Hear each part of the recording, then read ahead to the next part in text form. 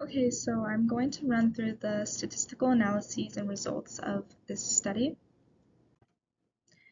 So we conducted a set of correlational analyses to explore our first hypothesis, and starting with the scatter plot on the left, we see that there is a significant positive correlation between perfectionism on the x-axis and disordered eating on the y-axis.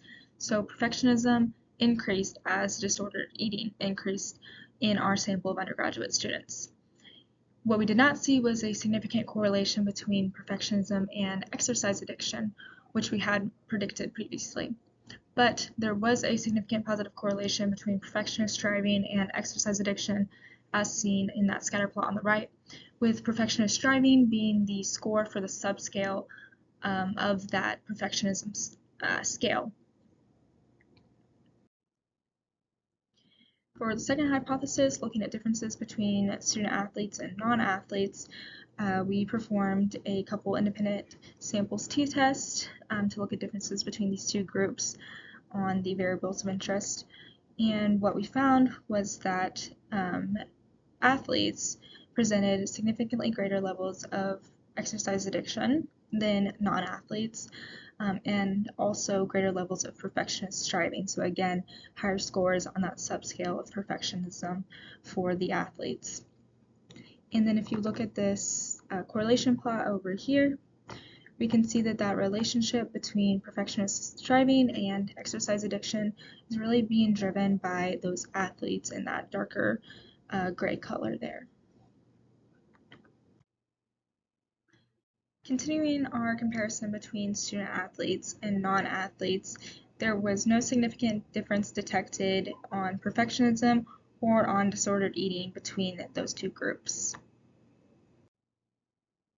For our third hypothesis, we are exploring whether those student athletes presenting the highest levels of perfectionism would also present the highest levels of disordered eating and exercise addiction. And to do this, we conducted a factorial ANOVA looking at the effects of perfectionism and athlete status on exercise addiction score. And as I previously discussed, athlete status had a significant effect on exercise addiction, such that the athletes showed significantly greater exercise addiction than the non-athletes. And we split the participants into 3 equal groups based on their perfectionism scores, with group 1 being the lowest perfectionism scores and group 3 being highest perfectionism scores. And there was no effect of perfectionism on exercise addiction. And there was also no interaction between perfectionism or athlete status on exercise addiction. For our final hypothesis, we are looking at differences between individual sport athletes and team sport athletes.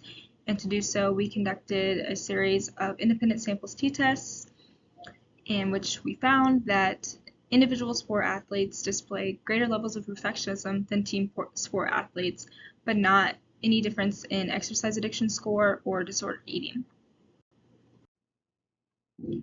To restate the results I just went through, in our sample of undergraduate students, we found that perfectionism was positively related with disordered eating, but not exercise addiction. And perfectionist striving in particular did correlate positively with exercise addiction. Our collegiate athletes in the sample did present higher levels of perfectionist striving and exercise addiction as compared to those non-athletes, but there was no difference in perfectionism or disordered eating between those two groups. And finally, individual sport athletes presented greater perfectionism and perfectionist striving, but not exercise addiction or disordered eating as compared to team sport athletes.